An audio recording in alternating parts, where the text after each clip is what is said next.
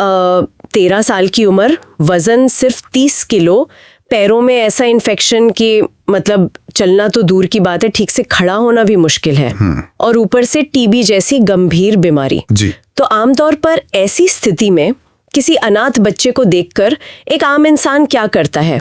ज्यादातर लोग तो बस तरस खाते हैं या कुछ पैसे दान कर देते हैं और आगे बढ़ जाते हैं, है ना? बिल्कुल आगे बढ़ जाते हैं अपनी जिंदगी में। हाँ, लेकिन क्या कोई अकेला इंसान ऐसे बच्चे को अपना बेटा मानकर हमेशा के लिए अपने घर ला सकता है?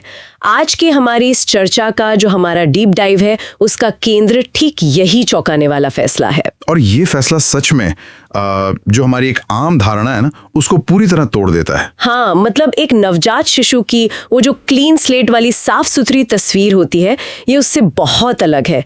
ये एक ऐसे किशोर की कहानी है जिसका अपना एक काफी कड़वा अतीत रहा है। बिल्कुल।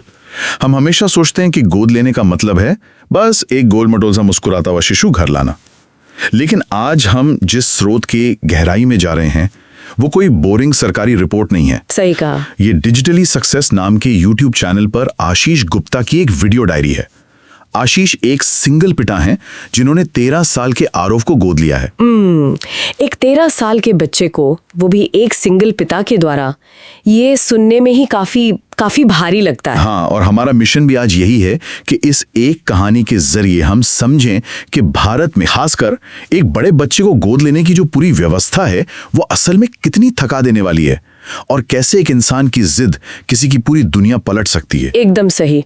और इस कहानी का जो सबसे बड़ा विरोधाभास है ना, वो तो मुझे लगता है आंकड़ों में ही छिपा हुआ है। हाँ, वो आंकड़े तो सच में डराने वाले हैं। मतलब जरा सोच कर देखिए, देश के अनाथालयों में करीब 10 से 20 लाख बच्चे पल रहे हैं। 10 से 20 लाख, ये कोई छोटी मोटी आबादी नहीं है। ये तो एक पूरे शहर की आबादी के बराबर है। लेकिन दूसरी तरफ अगर हम देखें तो हर साल पूरे भारत में केवल 450 बच्चे ही गोद लिए जाते हैं। सिर्फ 450? हाँ, मतलब 20 लाख बच्चे एक घर का इंतजार कर रहे हैं और सिर्फ 450 को घर मिल पा रहा है। ये गणित तो किसी भी एंगल से समझ नहीं आता मुझे। देखिए, इस गणित के फेल होने के पीछे जो सबसे बड़ा कारण है ना, वो खुद वही व्यवस्था है जिसे बच्चों को परिवार दिलाने के लिए बनाया गया था। अच्छा, आप कारा की बात कर रहे हैं? हाँ, central adoption and resource authority, यानी कारा। आशीष के अनुभव से ये एकदम साफ दिखता है कि ये सिस्टम समय के साथ कितना बदल चुका है और कितना जटिल हो गया है। जटिल कैसे? मतलब पहले आसान था क्या? हाँ, देखिए, आशीष बताते हैं कि 2013 में जब उन्होंने पहली बार गोद लेने का विचार किया था, तब प्रक्रिया राज्य स्तर पर होती थी। ओके। आप सीधे सचिवालय जाकर अपनी कागजी कार्रवाई शुरू कर सकते थे। लेकिन अब कारा के तहत सब कुछ सेंट्रलाइज्ड यानी केंद्रीकृत हो गया। तो सेंट्रलाइज्ड होने से तो चीजें आसान होनी चाहिए थी ना? होनी चाहिए थी, लेकिन इसका नतीजा उल्टा हुआ। अगर किसी को 0 से 2 साल की उम्र का बच्चा चाहिए, जो कि ज्यादातर लोग चाहते हैं, तो आज की तारीख में वेटिंग पीरियड 5 साल का है। बाप रे, 5 साल? जी, मतलब अगर कोई 2025 में फॉर्म भरता है तो उसे 2030 तक का इंतजार करना होगा। ये तो किसी ऐसे सुपरमार्केट की तरह हो गया जहां बाहर लाखों लोग भूखे खड़े हैं, अंदर गोदाम में खाना भी है, लेकिन जो बिलिंग काउंटर की लाइन है वो इतनी जटिल और धीमी है कि लोग सालों इंतजार करने के बाद टूटकर खाली हाथ लौट जाते हैं। ये एनालॉजी आपने बहुत सटीक दी, बिल्कुल ऐसा ही है। तो इतनी सुस्त और ठंडी कागजी कार्रवाई का आखिर क्या औचित्य है? सिस्टम इतना धीमा क्यों है? देखिए, उस सुपरमार्केट वाले बिलिंग काउंटर के इतना धीमा होने की असली वजह यह है कि सिस्टम हर एक आवेदक को, हर एक इंसान को शक की नजर से देखता है। शक की नजर से? हाँ, क्योंकि राज्य की जिम्मेदारी है कि कोई भी बच्चा बाल तस्करी, मजदूरी या किसी भी तरह के शोषण का शिकार ना हो जाए। इसलिए हर एक दस्तावेज की और आपके इरादे की कई परतों में जांच होती है। तो ये सख्ती पूरी तरह से सुरक्षा के लिए है? बिल्कुल, सुरक्षा सर्वोपरि है। लेकिन सुरक्षा के नाम पर 5 साल का इंतजार, मुझे तो ये व्यवस्था की बहुत बड़ी नाकामी लगती है। नाकामी तो है ही। मतलब क्या किसी बच्चे को 5 साल तक एक अनाथालय के एक सीमित माहौल में रखना, उसे एक परिवार के प्यार से दूर रखना, क्या ये उसके मानसिक विकास के लिए ज्यादा असुरक्षित नहीं है? सुरक्षा के नाम पर हम एक पूरा बचपन ही तो खत्म कर रहे हैं। हाँ, यही वो सबसे बड़ी दुविधा है जिससे हमारा पूरा सिस्टम जूझ रहा है। अति सुरक्षा के कारण जो ये बॉटलनेक या रुकावट पैदा होती है वो आशीष जैसे सच्चे और ईमानदार लोगों का मनोबल तोड़ देती है। बिल्कुल तोड़ देती होगी। और इसी लंबी प्रतीक्षा से बचने के लिए आशीष ने सिस्टम के भीतर ही एक दूसरा रास्ता खोजा। दूसरा रास्ता कौन सा? उसे कहते हैं इमीडिएट प्लेसमेंट, यानी तत्काल प्रभाव से गोद लेना। अच्छा, इमीडिएट प्लेसमेंट। इसके बारे में जानना सच में बहुत दिलचस्प है, खासकर तब जब आशीष एक सिंगल पिता हैं। हाँ, और सिंगल पिता होने के नाते नियम उनके लिए और भी कड़े हैं। वही तो, नियम कहते हैं कि एक सिंगल पुरुष केवल लड़के को ही गोद ले सकता है और पिता पुत्र की उम्र के बीच कम से कम 22 साल का अंतर होना अनिवार्य है। बिल्कुल। ऐसे में आशीष ने जब 25 मार्च 2025 को इमीडिएट प्लेसमेंट का रास्ता चुना तो उनके सामने विकल्प क्या थे? क्या तुरंत बच्चे मिल जाते हैं इसमें? इमीडिएट प्लेसमेंट दरअसल उन बच्चों की सूची होती है जिन्हें आम वेटिंग लिस्ट वाले माता पिता अक्सर नकार देते हैं। ओह, नकार देते हैं? हाँ, इसमें आमतौर पर 12 से 17 साल के बड़े बच्चे होते हैं या फिर दिव्यांग बच्चे शामिल होते हैं और ये सूची हर हफ्ते अपडेट होती है। अच्छा। तो जब आशीष ने पोर्टल देखा तो पूरे देश में उनके लिए सिर्फ 3 विकल्प मौजूद थे। सिर्फ 3? 130 करोड़ के देश में? जी हाँ, उनकी क्राइटेरिया के हिसाब से सिर्फ 3। पहला था पटना का एक बच्चा जिसके रिकॉर्ड में साफ दर्ज था कि वो पहले भी कहीं से भाग चुका था। ये तो काफी रिस्की है। दूसरा विकल्प ओडिशा के जुड़वा भाई थे जिनकी उम्र 12 और 17 साल थी। एक साथ 2 बड़े बच्चे, वो भी एक सिंगल पिता के लिए काफी मुश्किल होता। एकदम। और तीसरा था झारखंड के साहिबगंज का 12-13 साल का एक लड़का जिसका नाम तब सोनू कुमार था। आशीष ने इसी तीसरे बच्चे को चुना जिसका नाम अब आरव है। तो यहाँ से समय चक्र बहुत तेजी से घूमा होगा। हाँ, 30 दिन के भीतर उन्हें संपर्क करना था और 4 मई से 4 जून के बीच सारी औपचारिकताएं पूरी करनी थी। लेकिन मुझे एक बात यहाँ बहुत खटकती है। क्या? एक सिंगल इंसान का सीधे एक किशोर को अपनाना, ये कोई छोटी बात नहीं है। ये एक बनी बनाई पेंटिंग को घर लाने जैसा है जिसमें पहले से ही कई गहरे और शायद डरावने रंग भरे हुए हैं। बहुत गहरी बात कही आपने। उस बच्चे की अपनी आदतें हैं, अपना एक अतीत है। क्या ये फैसला एक तरह का अंधा जोखिम, मतलब एक लीप ऑफ फेथ नहीं था? जोखिम तो बहुत बड़ा था। देखिए, एक नवजात शिशु के साथ शुरुआत शून्य से होती है। हाँ, बिल्कुल। लेकिन एक किशोर के साथ नए रिश्ते की नींव रखने से पहले उसके पुराने घावों की सफाई करनी पड़ती है। और आरव के मामले में तो वे घाव सिर्फ मन पर नहीं थे बल्कि सीधे तौर पर उसके शरीर पर नजर आ रहे थे। हाँ, मैंने वो मेडिकल एग्जामिनेशन रिपोर्ट, जिसे MER कहते हैं, उसके बारे में पढ़ा। वो तो किसी को भी डरा सकती है। बिल्कुल डरा सकती है। मतलब 13 साल के बच्चे का वजन सिर्फ 30 किलो होना, ये सिर्फ कुपोषण नहीं है, ये साफ बताता है कि उस बच्चे ने कैसी दर्दनाक जिंदगी जी है। और बीमारियां भी तो कितनी गंभीर थी उसे। वही तो, उसे TB था, उसके पैरों में इतना भयानक इन्फेक्शन था कि वो 7-8 महीने से ठीक से चल नहीं पाया था। वो सिर्फ लड़खड़ाता था या फिर दिन भर बस लेटा रहता था। ऐसे अस्वस्थ बच्चे की जिम्मेदारी लेना, वो भी अकेले, ये कोई सामान्य बात नहीं है। ये सच में उस कड़वी हकीकत का पर्दाफाश करता है कि हमारे देश के अनाथालयों में जो बड़े बच्चे पल रहे हैं उनकी स्वास्थ्य स्थिति जमीनी स्तर पर कैसी होती है। बिल्कुल। लेकिन आशीष का समर्पण देखिए, उन्होंने उसे सिर्फ घर लाकर बिठा नहीं दिया, वे हर दूसरे दिन उसे अस्पताल ले गए। हर दूसरे दिन? हाँ, यहाँ तक कि संक्रमण से बचने के लिए आशीष ने खुद भी 3 महीने तक TB की प्रिवेंटिव दवाइयां खाई ताकि वो बीमार ना पड़े और बच्चे की देखभाल कर सकें। अरे बाप रे, ये तो बहुत बड़ी बात है। और नतीजा क्या हुआ? जो बच्चा चल नहीं पाता था वो महज 3 महीने की सही देखभाल और पोषण के बाद आज साइकिल चला रहा है। ये ट्रांसफॉर्मेशन सच में हैरान करने वाला है। 3 महीने में साइकिल चलाना। हाँ, चमत्कार से कम नहीं है। लेकिन इसी बीच आशीष ने अपनी डायरी में भारतीय मानसिकता पर एक बहुत तीखी बात कही है। केमिकल लोचा वाली बात? हाँ, एकदम वही। उन्होंने कहा कि हमारे समाज के दिमाग में एक केमिकल लोचा है। हर इंसान सिर्फ अपना ही बायोलॉजिकल बच्चा पैदा करना चाहता है। बिल्कुल। और अगर किसी वजह से गोद लेने की नौबत आ भी जाए तो सबको सिर्फ नवजात शिशु ही चाहिए। बड़े बच्चों को या बीमार बच्चों को तो जैसे कोई देखना ही नहीं चाहता। ये जो केमिकल लोचा है ना, ये दरअसल हमारी परफेक्ट परिवार वाली उस रूढ़िवादी सोच का सीधा सीधा नतीजा है, जहां खून का रिश्ता ही सब कुछ माना जाता है। एक धारणा बनी हुई है हमारे समाज में कि अगर बाहरी या बड़े बच्चे को लाएंगे तो पता नहीं वो कैसे संस्कार लेकर आएगा, हमारे परिवार में कैसे ढलेगा, या ढलेगा भी या नहीं। थोड़ा रुकते हैं यहाँ। जी, क्या ये सिर्फ समाज की रूढ़िवादी सोच है या फिर ये एक बेसिक इंसानी फितरत है? फितरत कैसे? मतलब कोई भी इंसान यही चाहेगा ना कि वो एक बच्चे को अपनी आंखों के सामने बड़ा होता देखे, उसके पहले कदम, उसके पहले शब्द सुने। एक 13 साल के बच्चे को अपनाकर उस बचपन वाले पूरे अनुभव को छोड़ देना, क्या हम आम लोगों से कुछ ज्यादा ही महानता की उम्मीद नहीं कर रहे? देखिए, आपका ये सवाल बहुत जायज है। माता पिता बनने का जो एक पारंपरिक अनुभव है, उसकी लालसा होना एकदम स्वाभाविक है। हर कोई चाहता है वो फर्स्ट एक्सपीरियंस करना। हाँ, वही। लेकिन आशीष की कहानी यही तो चुनौती देती है कि क्या परिवार की परिभाषा सिर्फ वो शुरुआती अनुभव है? आशीष ने जानबूझकर उस अस्वस्थ बच्चे को चुना क्योंकि वो जानते थे कि अगर उन्होंने कदम नहीं बढ़ाया तो वो बच्चा शायद कभी उस अनाथालय से बाहर नहीं आ पाएगा। ये बात तो है। ये कहानी ये भी साबित करती है कि अगर सही मेडिकल केयर और एक सुरक्षित प्यार भरा माहौल मिले तो एक बीमार शरीर और सहमा हुआ मन कितनी जल्दी खुद को रिकवर कर सकता है। बिल्कुल। और ये रिकवरी सिर्फ अस्पताल के बिलों तक सीमित नहीं थी ना?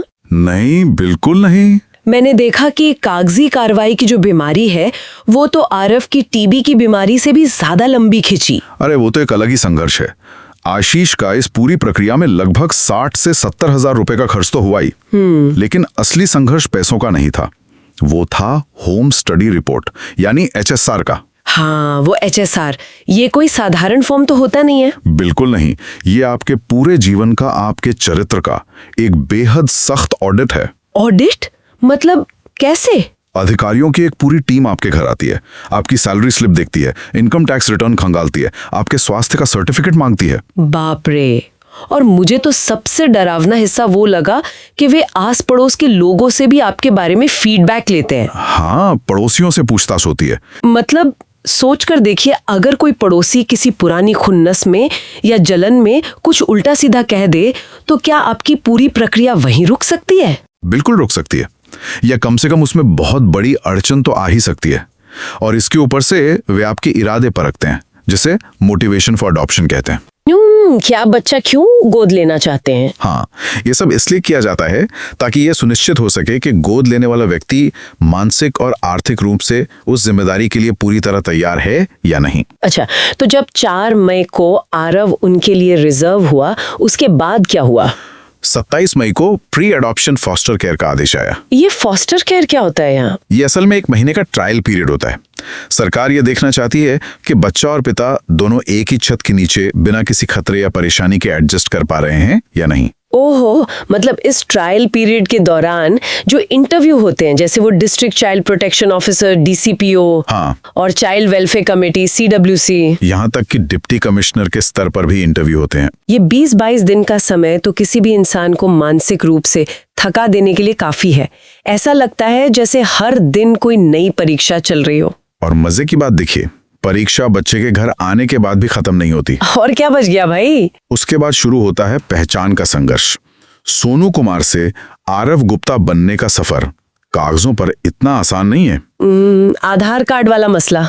हाँ, बच्चे का आधार कार्ड पहले से बना हुआ था, अब उस आधार में नाम अपडेट कराना, अपना यानी पिता का नाम जुड़वाना, और वो जन्म प्रमाण पत्र वाली जो विसंगति थी, अरे हाँ, वो तो अलग ही लेवल का सिरदर्द था। मतलब अनाथालय से जो जन्म प्रमाण पत्र मिला और जो उम्र आधार कार्ड में दर्ज थी, उसमें पूरे 2 साल का अंतर था। 2 साल का फर्क सरकारी सिस्टम में बहुत बड़ा होता है। वही तो, सरकारी सिस्टम कागजों पर किसी बच्चे को पलक झपकते ही 2 साल बड़ा या छोटा कर सकता है, और उसे ठीक करवाने के लिए दिल्ली जाकर गैजेट पब्लिकेशन जैसी थकाऊ प्रक्रियाओं से जूझना पड़ता है। बिल्कुल। ये कितना अजीब है ना कि एक तरफ तो एक पिता बच्चे को लगभग मौत के मुंह से खींच कर ला रहा है, उसे नया जीवन दे रहा है, और दूसरी तरफ उसे रोज किसी न किसी सरकारी दफ्तर में जाकर ये साबित करना पड़ रहा है कि हाँ, मैं ही इसका असली अभिभावक हूँ, मुझ पर भरोसा करो। ये हमारी सिस्टम की एक बहुत बड़ी विडंबना है।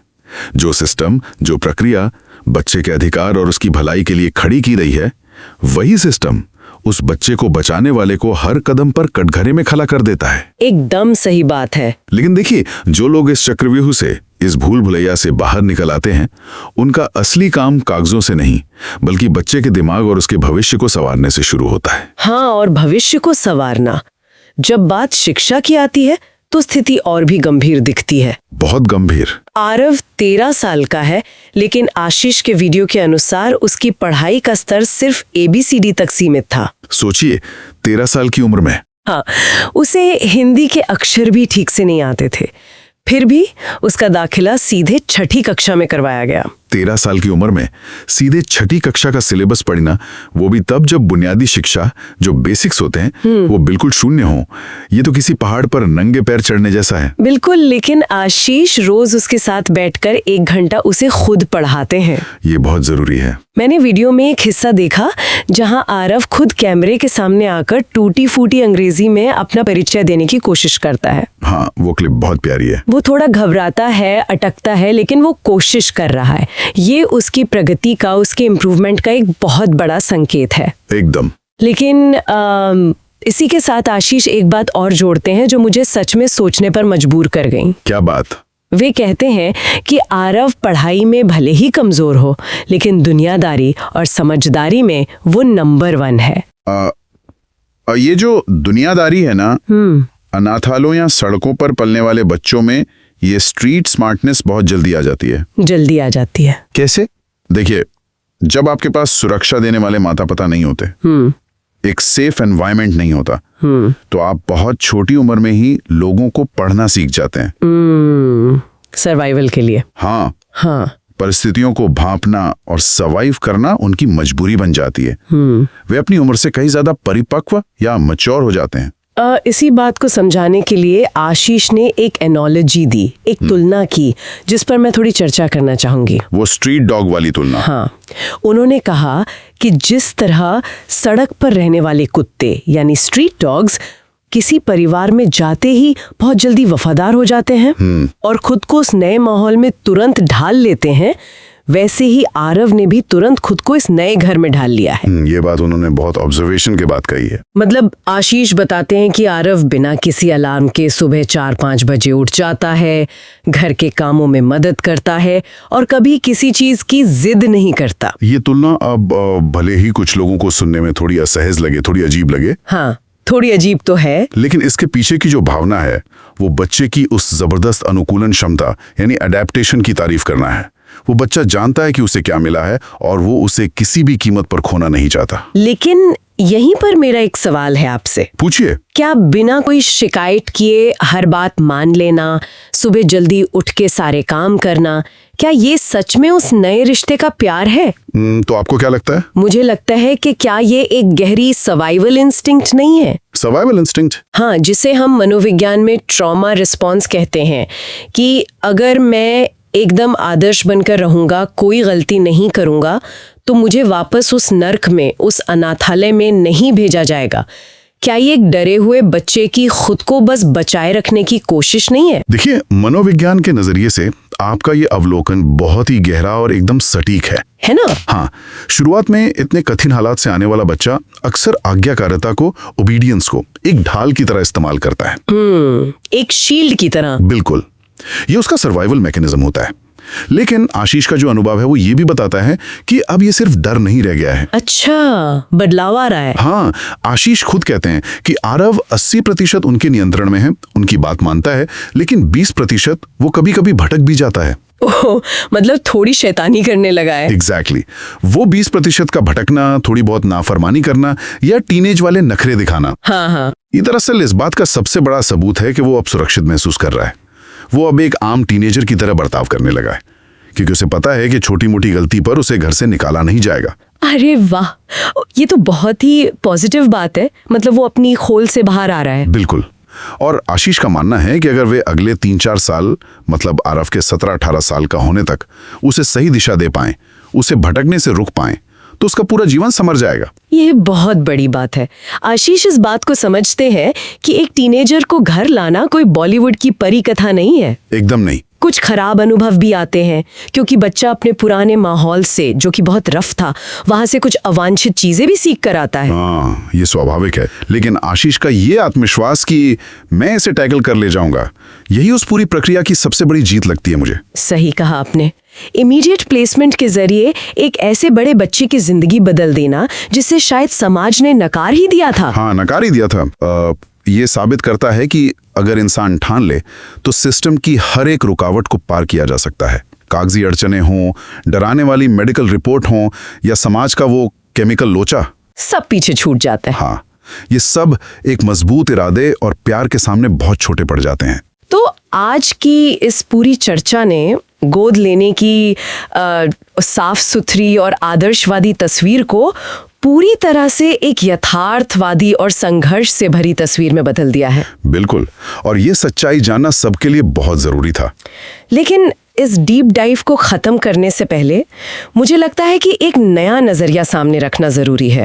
वो नया नजरिया क्या है? देखिए, हम हमेशा इसी बात पर जोर देते हैं कि गोद लेने से एक अनाथ बच्चे का उद्धार हो गया। हाँ, आमतौर पर यही कहा जाता है कि उसे एक छत मिल गई, एक पिता मिल गया।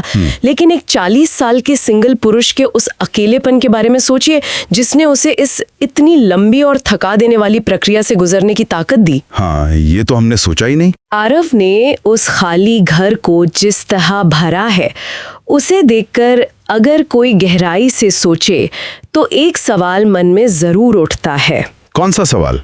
यही कि क्या वाकई में आशीष ने आरव को गोद लिया है या फिर उस 13 साल के लड़के ने अपने टूटे हुए अतीत के साथ एक अकेले इंसान को पिता के रूप में गोद ले लिया है। सच में ये तो बहुत ही गहरी और सोचने वाली बात है। परिवार का मतलब सिर्फ समान डीएनए नहीं है, ये एक दूसरे के खालीपन को भरना है। बिल्कुल।